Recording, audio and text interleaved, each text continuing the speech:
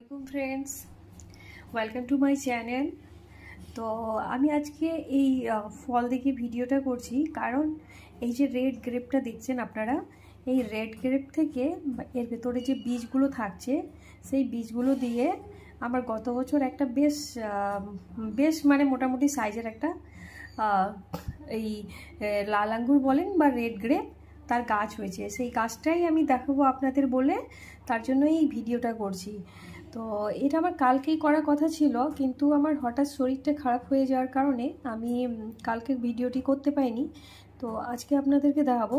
এই যে রেড গ্রেপগুলো দেখছেন, এগুলো আপনারা যদি এর মিডিল বরাবর কেটে দিবেন, তো ওর মধ্যে বীজ থাকবে। সেই বীজগুলো ধুয়ে শুকোতে দিবেন, একদিন শুকোতে দিলেই এনাফ। তারপরে সেই বীজগুলো টাবের মধ্যে বা মাটির মধ্যে পুঁতে দিলে মোটামুটি 15 থেকে 16 দিনের মধ্যে সেই বীজ থেকে চারা বেরিয়ে যাবে। আর অনেকের বাড়িতে, এখনও আমারটাতে ফল হয়নি তাই বলতে পারছি না, অনেকের বাড়িতে সেই গাছ দিয়ে যতদূর আমি শুনেছি 9 মাস থেকে 1 বছরের মধ্যে ফলও হয়। আর এটা তো আমরা সবাই জানি, স্পেশালি যারা গাছ প্রেমী, নিজের গাছের ফল উপভোগ করা বা খাওয়াটার আনন্দই অন্যরকম। তো এবার বিষয় যেটা হচ্ছে, আমারও যে একটি গাছ, আমার অনেকগুলো হয়েছিল, তার মধ্যে 2-1টা আমার মাকে দিয়েছিলাম, বোনকে দিয়েছিলাম। যেহেতু এক জায়গা থেকে অন্য জায়গায় নিয়ে যাওয়া হয়েছিল টাইম ডিস্টেন্স বা ওয়েদারের জন্য, তো তাদের গাছগুলো হয়নি। আমারও গাছগুলো মানে তাও আমার কাছে 2-3টা ছিল। তো কিছু হয়তো আমি একটু বেশি যত্ন করে ফেলেছিলাম, তার জন্য হতে পারে বা কিছু। তো যাই হোক, অবশেষে আমার কাছে একটি গাছ টিকেছে। তো সেই গাছটা আমি আপনাদেরকে আজকে দেখাবো। তো চলেন আমার ছাদে, আমি ছাদে দেখাচ্ছি। এই যে আমি ছাদে চলে এসেছি, আজকে বৃষ্টি হয়েছে তো তাই বুঝতেই পারছেন ছাদ ভিজে গেছে।